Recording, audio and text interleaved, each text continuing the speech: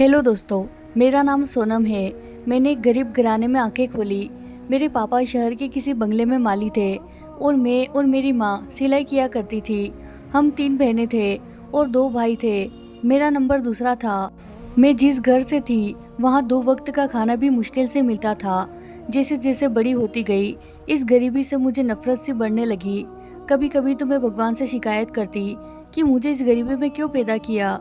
मेरे सारे बहन भाई इस गरीबी भरी जिंदगी में खुश थे, मगर मैं खुश नहीं थी।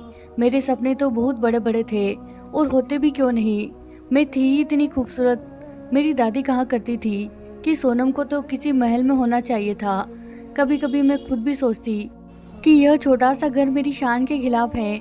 मैं बहन भाइयों में सबसे खूबसूरत थी, इसीलिए सबकी लाडली थी। मेरी खूबसूरती के पूरे खानदान में और मोहल्ले में चर्चे थे। हमारे जानने वाला हर लड़का हमारे घर रिश्ता भेजने के लिए बेचैन था। हर कोई मुझसे शादी के सपने देखता था, मगर मैं अपनी खूबसूरती के नशे में चूर किसी को नज़र भर देखना भी पसंद नहीं करती थी। सहेलियों के साथ पढ़ने के बहाने घंटों घर से बाहर रहती थी। मैं बाकी 2 बहनों से कुछ ज़्यादा ही नाजुक मिजाज थी। मैं स्कूल में गरीब लड़कियों को मुंह नहीं लगाती थी, अमीर लड़कियों से ही दोस्ती करती थी। मैं उनके आगे पीछे घूमती फिरती और उनकी तरह उठने बैठने रहने की कोशिश करती। जब मैं अपनी अमीर सहेलियों को देखती तो मेरे दिल में एक हुक उठती कि काश मैं भी इनकी तरह अमीर होती, मेरे पास भी ढेर सारी दौलत होती। मैं बड़ी बड़ी गाड़ियों में घूमती, मेरे आगे पीछे भी नौकरों की लाइन लगती। रोजाना अपने दिमाग में नए नए तरीके लाती, कैसे मैं रातों रात अमीर हो जाऊं और इस डिब्बे जैसे घर से मुझे छुटकारा मिले। लेकिन हर बार मुझे नाकामी का मुंह देखना पड़ता। एक दिन अपनी गरीबी से तंग आकर मैंने अपने स्कूल के पास एक दुकान वाले से दोस्ती कर ली। उसका यह फायदा हुआ कि आए दिन उसकी दुकान से फ्री में सामान लेने लगी।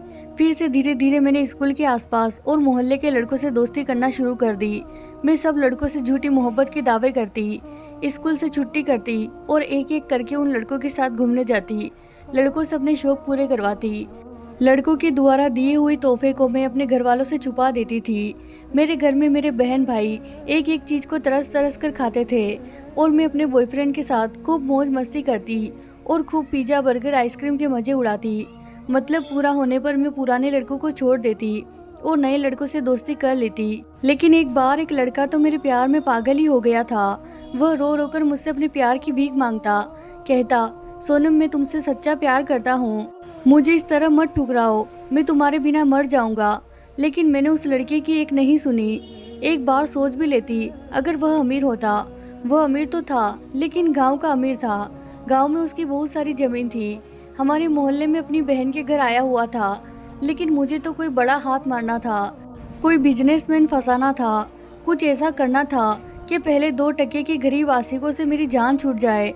मैंने उस लड़के को धमकाया था और कहा था, अगर अब वह दोबारा मेरे पीछे आया तो मैं शोर मचा दूंगी कि तुम मुझे छेड़ रहे हो।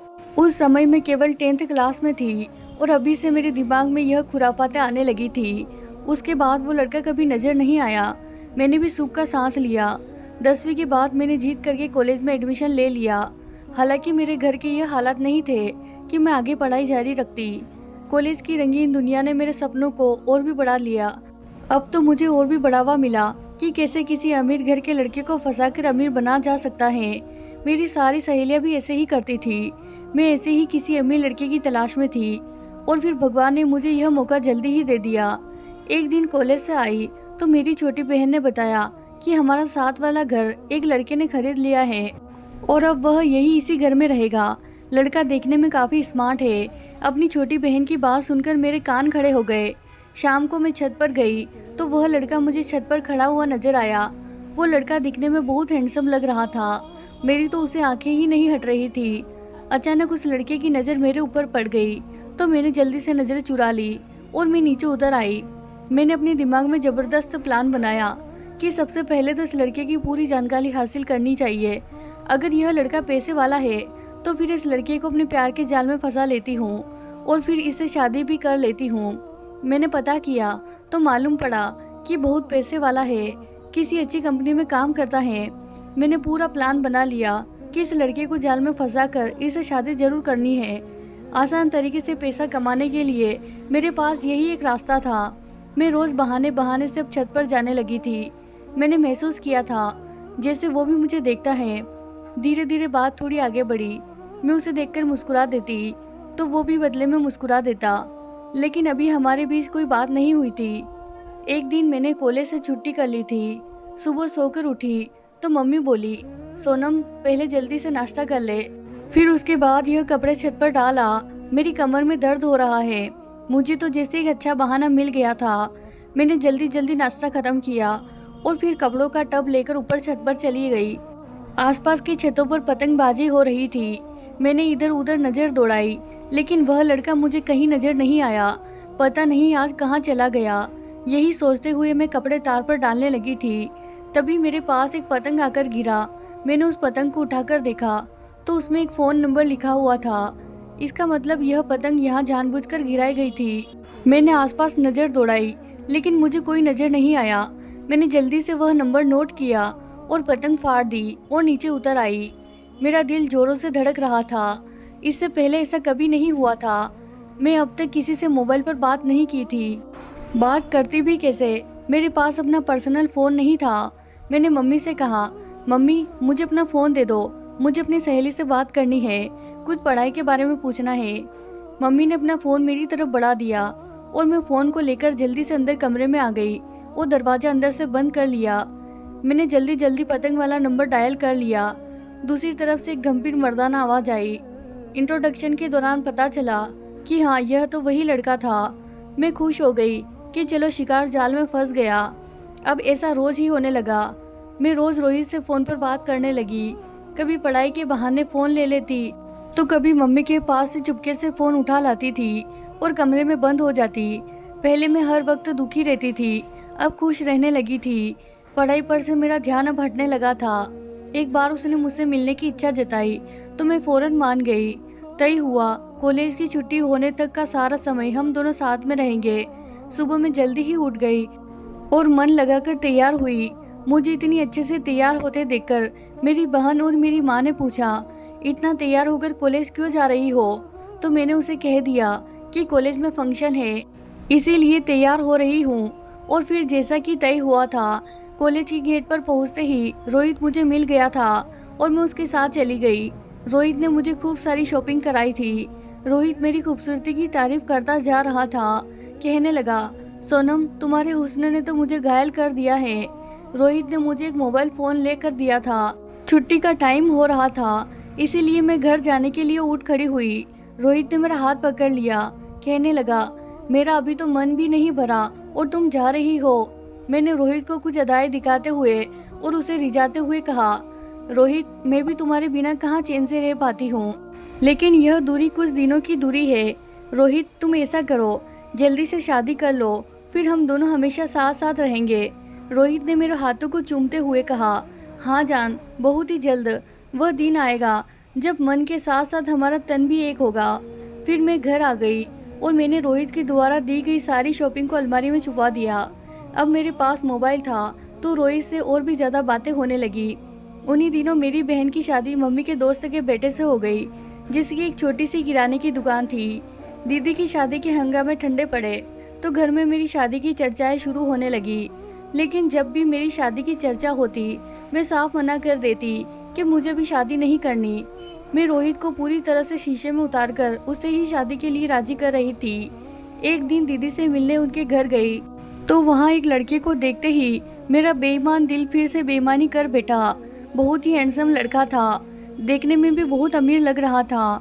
दीदी से पूछा तो बताया, यह तुम्हारे जीजू का दोस्त है, बहुत ही पैसे वाला है।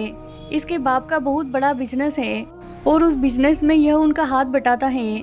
दीदी के मुंह से इतना सुनना था कि मैंने अपने मन में फौरन इरादा बना लिया कि शादी करनी है तो इसी लड़के से। अब मैं रोहित से कतराने लगी थी। रोहित मुझे फ़ोन करता तो मैं बस हूँ हाँ में ही जवाब देकर फ़ोन बंद कर देती। मिलने के लिए बुलाता तो बहाने बना देती। रोहित भी शायद अब भाप गया था कि मैंने उसके साथ झूठी मोहब्बत का ड्रामा किया था, लेकिन फिर भी रोहित मुझे छोड़ने पर बिल्कुल भी राजी नहीं था। वो मुझसे शादी करना चाहता था, लेकिन मैं उसे टाल रही थी। मैं बहाने बहाने से दीदी के घर जाती थी और 2 दिन तक वहीं रुकी रहती। जीजू की और उस लड़के रितेश की बहुत गहरी दोस्ती थी, इसीलिए दीदी के घर रितेश का आना जाना लगा रहता था। तब मैं हर वक्त रितेश के आसपास मंडराती रहती, अपनी अदाओं से अपने हुस्न का जादू रितेश पर चलाती रहती। धीरे धीरे रितेश मेरे हुस्न का दीवाना हो गया। हम दोनों एक दूसरे से आपस में बातचीत करने लगे। रितेश पर मैंने हुस्न का जादू ऐसा चला कि कुछ ही दिनों में उसने अपने माता पिता को मेरे घर अपना रिश्ता लेकर भेज दिया। मम्मी पापा को तो यकीन ही नहीं हो रहा था कि इतने बड़े बिजनेसमैन का रिश्ता मेरे लिए आया है। खैर इस रिश्ते को हाँ कर लिया गया। घर में शादी की तैयारियां चलने लगी, लेकिन मुझे रोहित का डर था। अगर रोहित को पता चल जाता तो वह बखेड़ा खड़ा कर देता। लेकिन किसी भी तरह इस शादी में रुकावट नहीं डालना चाहती थी। लेकिन यह तो जाहिर था कि रोहित को सब कुछ पता चल जाता, क्योंकि वह मेरे घर के सामने ही रहता था। मैंने अपनी भरपूर कोशिश की कि रोहित को पता ना चले, लेकिन एक दिन उसे पता चल ही गया। उसने मुझे फ़ोन किया और गुस्से में कहने लगा कि मैंने सुना है तुम्हारे किसी अमीर घर में रिश्ता हो गया है और शादी भी होने वाली है। मैंने रोहित को झूठा बोला कि मेरा रिश्ता नहीं हुआ है, मेरी छोटी बहन का रिश्ता हुआ है। मेरी बात सुनकर रोहित थोड़ा ठंडा पड़ा। कहने लगा, सोनम मैं तुमसे सच में शादी करना चाहता हूँ। अगर तुमने किसी और के बारे में सोचा भी तो मैं तुम्हारे घर वालों को सब कुछ सच सच बता दूंगा। ऐसे ही रोहित से बहाने करते करते मेरी शादी का दिन करीब आ गया। मेरे दिल में डर बढ़ने लगा था कि अगर उसे पता चल गया तो क्या होगा। उसकी दी हुई धमकी से मुझे बहुत डर महसूस होता था। मैंने घर से भी निकलना बंद कर दिया था। एक दिन रितेश अपनी बहन के साथ हमारे घर आया। रितेश मुझे शादी की शॉपिंग पर ले जाना चाहता था। रितेश के साथ जाने के लिए मैं खुशी खुशी तैयार हो गई। एक दुकान पर हम कपड़े खरीद रहे थे कि तभी रोहित ने मुझे रितेश के साथ देख लिया। इससे पहले कि रोहित मेरे पास आता, मैं जल्दी से रितेश को लेकर दूसरी दुकान में घुस गई। शॉपिंग के दौरान ही रोहित मुझे बार बार फ़ोन किए जा रहा था। मुझे बहुत ज़्यादा डर लग रहा था। अगर रोहित रितेश के सामने आ जाता तो मेरा सब बना बनाया खेल बिगड़ जाता। घर आकर मैंने रोहित को फ़ोन किया। मैंने सोच लिया था कि मुझे रोहित को क्या बोलना है। मेरी हेलो सुनते ही रोहित मुझ पर बिगड़ने लगा, लेकिन मैंने उसे शांत करते हुए कहा, रोहित शांत हो जाओ। रोहित, दरअसल रितेश को शादी की शॉपिंग करनी थी और हमारे घराने में शादी से पहले लड़का लड़की खुलेआम नहीं घूमते, इसीलिए मैं रितेश के साथ चली गई थी। रोहित ने मेरी बात पर विश्वास कर लिया। मैंने रोहित को विश्वास दिला दिया था, लेकिन मैं अंदर से बहुत ज़्यादा डर गई थी। अगर रोहित ने मेरे घर वालों को सब कुछ बता दिया तो मेरी तो शामत ही आ जाती। मेरे मम्मी पापा गरीब जरूर थे, लेकिन गैरतमंद बहुत थे। वह तो मुझे जान से ही मार देते। जैसे जैसे मेरी शादी का दिन पास पास आ रहा था, वैसे वैसे मेरी परेशानी बढ़ रही थी। कहीं सच में रोहित मेरी शादी में बखेड़ा खड़ा ना कर दे। अगर ऐसा हो गया तो मेरी शादी भी टूट जाती और मेरे अमीर बनने के सपने भी टूट जाते। रोहित से बचने का और रितेश से शादी करने का मैंने एक बहुत ही अच्छा प्लान बनाया। मैंने रोहित को फ़ोन किया और कहा कि मेरे घर वाले मेरी छोटी बहन के साथ साथ मेरी भी शादी कर रहे हैं। मेरी बात सुनकर रोहित परेशान हो गया। कहने लगा, अब क्या करे? तुम ऐसा करो, अभी मना कर दो। मैं अपना रिश्ता 2-3 दिन में तुम्हारे घर भेजता हूँ। मैंने कहा, रोहित मेरे घर वाले नहीं मानेंगे। हम ऐसा करते हैं कि भाग चलते हैं। रोहित मेरी बात मान गया। मैंने उससे कहा, तुम मेरे घर के पीछे से आकर मुझे ले जाओ। रोहित ने कहा, ठीक है, मैं आता हूँ। रोहित का फ़ोन काटने के तुरंत बाद मैं अपनी छोटी बहन के पास आई और कहने लगी, नेहा प्लीज़ तुम यह मेरे कपड़े पहनकर और चादर ओढ़कर घर के पीछे चली जाओ। नेहा मुझे हैरानी से देखने लगी। बोली, मैं क्यों जाऊँ वहाँ पर? मैंने नेहा के सामने हाथ जोड़ दिए। मैंने कहा, नेहा तुम ही मुझे बचा सकती हो, प्लीज़ मुझे बचा लो। मैंने नेहा को अपने और रोहित के बारे में सब कुछ बता दिया। नेहा बहुत देर तक मुझे हैरान होकर देखती रही। मेरी बात सुनकर वो बहुत ज़्यादा परेशान भी हो चुकी थी। कहने लगी, दीदी आपने अच्छा नहीं किया। अगर मम्मी पापा को पता चला तो क्या होगा? मैंने उसे जैसे तैसे समझाया। नेहा को मुझ पर तरस आ गया। नेहा कहने लगी, दीदी फेरों से आधा घंटा पहले आप रोहित को बुला लो। मैं आधे घंटे तक रोहित को बातों में लगाए रखूंगी। तब तक आप दोनों की शादी हो जाएगी। बात की बात में देखी जाएगी। फिलहाल मुझे नेहा की बात पसंद आई। नेहा मेरे कपड़े पहनकर और एक बड़ी सी चादर ओढ़कर घर के पीछे चली गई। अभी नेहा को गए कुछ ही देर हुई थी कि बाहर शोर होने लगा। शायद मेरे ससुराल वाले जल्दी से फेरे करवाकर विदाई के लिए जोर डाल रहे थे। थोड़ी देर में पंडित जी मंडप में बैठ चुके थे और फिर दूल्हा भी आ गया। रितेश के चेहरे पर सेहरा पड़ा हुआ था।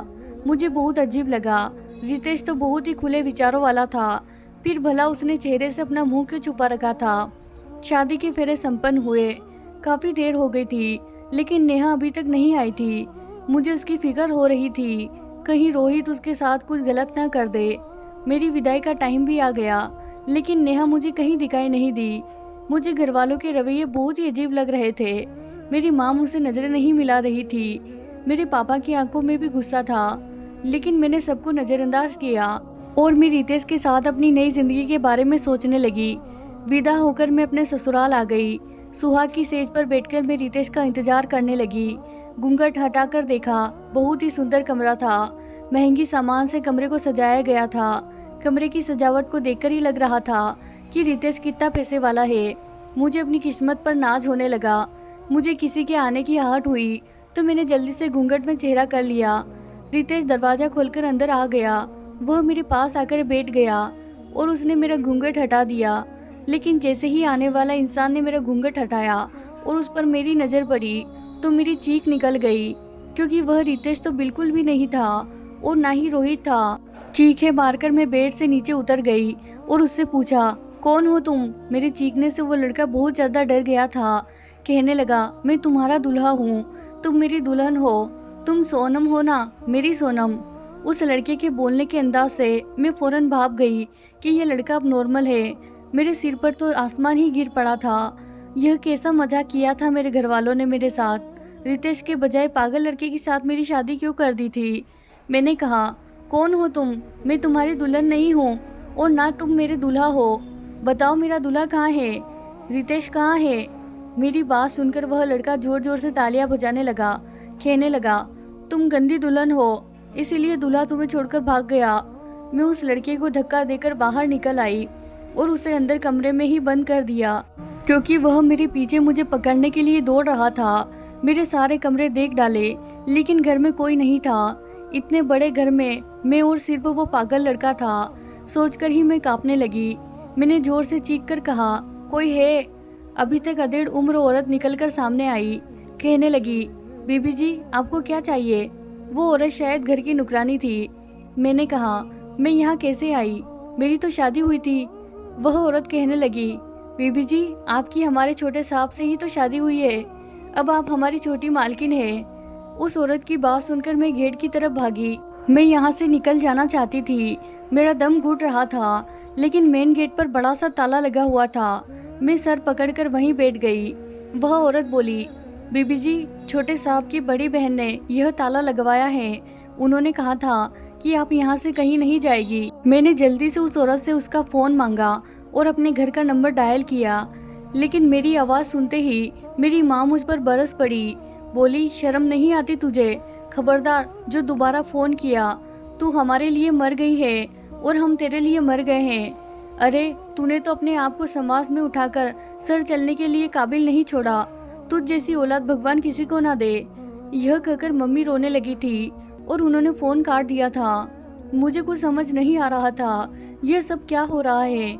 मैंने अपनी दीदी को फ़ोन लगाया। दीदी भी उधर गुस्से में भरी बैठी थी। कहने लगी, सोनम तूने हम सब की नाक कटवा दी। मैं अपने ससुराल में किसी से आंख उठाकर बात नहीं कर पा रही हूँ। तुझे पता है तेरे जीजा और रितेश की कितनी अच्छी दोस्ती थी। उनकी दोस्ती में भी दरार आ गई थी।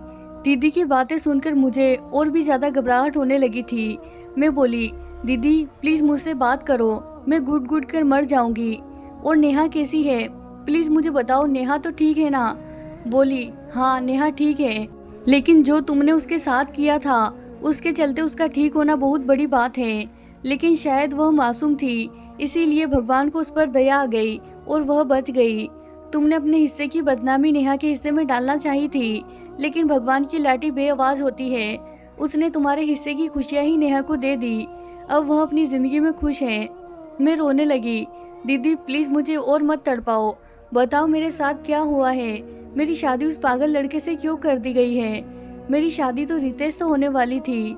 दीदी बोली, अपने कारनामे सुनना ही चाहती हो तो सुनो। जब तुमने रोहित के पास नेहा को खुद के कपड़ों में भेजा तो नेहा वहां खड़ी रोहित का इंतजार कर रही थी। थोड़ी ही देर में रोहित वहां पर आ गया था। नेहा ने अपना चेहरा छुपा रखा था। पहले तो रोहित ने यही समझा कि यह सोनम है, लेकिन बाद में उसे पता चल गया था कि वह सोनम नहीं नेहा है। फिर भी रोहित उसके साथ बदतमीजी करने लगा, कहने लगा तुम्हारी बहन ने मुझे धोखा दिया है, अब उसकी सज़ा तुम्हें मिलेगी। रोहित ने नेहा को ज़बरदस्ती बाहों में भर लिया। नेहा अपने बचाव के लिए ज़ोर ज़ोर से चीखने लगी। उसकी चीखने की आवाज़ सुनकर रितेश वहां पहुंच गया। रितेश ने नेहा को रोहित से बचा लिया और रोहित को बहुत मारा। उसके बाद रोहित ने तुम्हारी सारी सच्चाई रितेश को बता दी। तुम्हारी कुछ फोटोज रोहित के पास थी और कुछ कॉल रिकॉर्डिंग थी, वो सब रोहित ने रितेश को दिखा दी। नेहा से पूछने पर भी नेहा ने यही बताया कि हाँ, सोनम दीदी के कहने पर ही मैं यहाँ आई थी। अब तो शक की कोई गुंजाइश नहीं थी। शोर सुनकर सब लोग वहीं पर इकट्ठे हो गए थे। रितेश ने सबके सामने ऐलान कर दिया कि मैं सोनम से शादी नहीं करूँगा। पापा को इतना गहरा सदमा लगा कि वह सीने पर हाथ रखकर बैठ गए थे। रितेश बहुत ही अच्छा लड़का है, उसे पापा की हालत देखे नहीं गई। उसने पापा को संभाला और कहा अंकल आप टेंशन ना ले, मैं आपकी बेटी से ज़रूर शादी करूँगा, लेकिन सोनम से नहीं, नेहा से। मैं नेहा से शादी करना चाहता हूँ। इस तरह नेहा और रितेश की शादी हो गई और तुम्हारी शादी अमित से कर दी गई। अमित की बहन ने खुद आगे बढ़कर तुम्हारा हाथ अमित के लिए मांगा था। हालांकि सबको पता था कि अमित दिमागी मरीज हैं, फिर भी अमित के साथ तुम्हारी शादी कर दी गई क्योंकि तुमने जो किया था उसके लिए तुम्हें सजा मिलना जरूरी था। सोनम, मैंने तुम्हें सब कुछ बता दिया है, अब आगे से मुझे फ़ोन मत करना। तुम्हारा और मेरा रिश्ता हमेशा हमेशा के लिए ख़त्म। अगर यह बात तुम्हारे जीजी को पता चली कि मैं तुमसे बात करती हूँ तो वो मुझे घर से निकाल देंगे, इसीलिए प्लीज़ मुझे दोबारा कॉल मत करना। यह कहकर दीदी ने फ़ोन काट दिया और मैं वहीं पर सर पकड़कर बैठ गई। मैं रोना चाहती थी, चीखना चाहती थी, लेकिन मेरे गले से आवाज़ नहीं निकल रही थी। बेआवाज़ मेरी आंखों से आंसू बह रहे थे। मैं वहीं सोफे पर पड़े पड़े सो गई। सुबह मुझे किसी ने कंधे से पकड़कर उठाया तो मैं हड़बड़ाकर बैठी। ठीक सामने एक औरत खड़ी थी। वो कहने लगी कि मैं तुम्हारी बड़ी ननंद हूँ, मैंने ही अपने छोटे भाई से तुम्हारी शादी करवाई है। मैं चीख पड़ी, बोली आपको शर्म नहीं आई अपने दिमागी मरीज भाई की शादी मुझ जैसी खूबसूरत लड़की से करवाते हुए। मेरी बात सुनकर वह औरत जोर जोर से हंसने लगी, कहने लगी अरे शुक्र मनाओ कि मैंने अपने भाई से तुम्हारी शादी करवा दी, नहीं तो कोई तुम्हारे ऊपर थूकता भी नहीं। और जिसे तुम अब नॉर्मल कह रही हो उसे पागल बनाने वाली भी तुम ही हो। याद करो वह समय जब अभी तुम्हारे प्यार में पागल था। अब तक तुमने ना जाने कितने लड़कों से दोस्ती की है, इसीलिए तुम शायद अमित को भूल गई हो, लेकिन अमित तुम्हें आज तक नहीं भूल पाया। वो तुम्हारे प्यार में पागल हो गया है। उस समय तुम सिर्फ 10वीं क्लास में थी और तभी से तुमने उस पर अपने प्यार का जादू चला दिया था। तुम्हारे लिए शायद वो खेल था और शायद पैसे कमाने का जरिया भी, लेकिन अमित तुमसे सच्ची मोहब्बत कर बैठा था। जब तुमने उसे ठुकरा दिया तो वह पागल हो गया, वह सब कुछ भूल गया, लेकिन तुम्हारा नाम अभी तक नहीं भूला। भले ही हम गांव से बिलोंग करते थे, लेकिन गांव के लोगों के पास भी दिल होता है।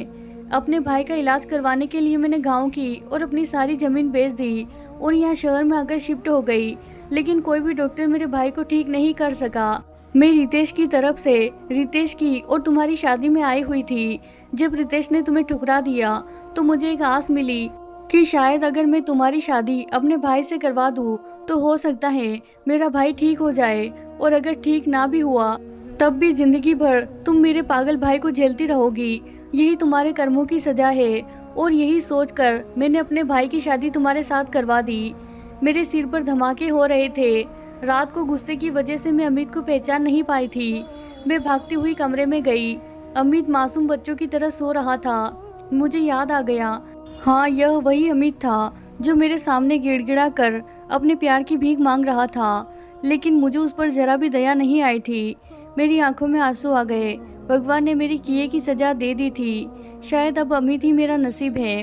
हमारी शादी को अब 6 महीने हो चुके हैं। मेरे घर कोई नहीं आता था, मेरे माँ बाप, ना मेरे भाई बहन और ना ही मेरी ननंद। कभी कभी जब उसे अपने भाई से मिलना होता था तो वो अमित को अपने घर बुला लेती है। मैं अकेली इस बड़े से घर में इधर उधर घूमती रहती हूँ। भगवान ने मुझे पैसा तो दे दिया, लेकिन मेरी किस्मत में प्यार नहीं दिया, नहीं अपनों का और ना ही पति का प्यार। भगवान से रोज़ रो रो कर दुआएं मांगती हूँ कि मेरे अपराधों को क्षमा कर दे। मैंने आज तक न जाने कितने मासूमों का दिल तोड़ा है। हर आने वाला दिन एक नई आशा के लिए आता है कि शायद भगवान को मुझ पर दया आ जाए, वह मेरे अपराधों को क्षमा कर दे और अमित को ठीक कर दे। मैं दिल से दुआ करती हूँ कि मेरा अमित बस ठीक हो जाए। भले ही अमित अब नॉर्मल है, वो बच्चों जैसी हरकतें करता है, लेकिन मेरे दिल में कहीं ना कहीं अमित अपनी जगह बना चुका है। मैं उससे मोहब्बत करने लगी हूँ। मैं अमित का बहुत ध्यान रखती हूँ, बिल्कुल छोटे बच्चों की तरह उसकी देखभाल करती हूँ। जिस दिन अमित बिल्कुल ठीक हो जाएगा, उस दिन मैं समझ जाऊंगी कि मेरा भगवान मुझसे राजी हो गया है और उसने मुझे माफ़ कर दिया है। तो प्यारे दोस्तों, उम्मीद करती हूँ आपको कहानी पसंद आई होगी। लाइक, सब्सक्राइब, शेयर ज़रूर करें। धन्यवाद।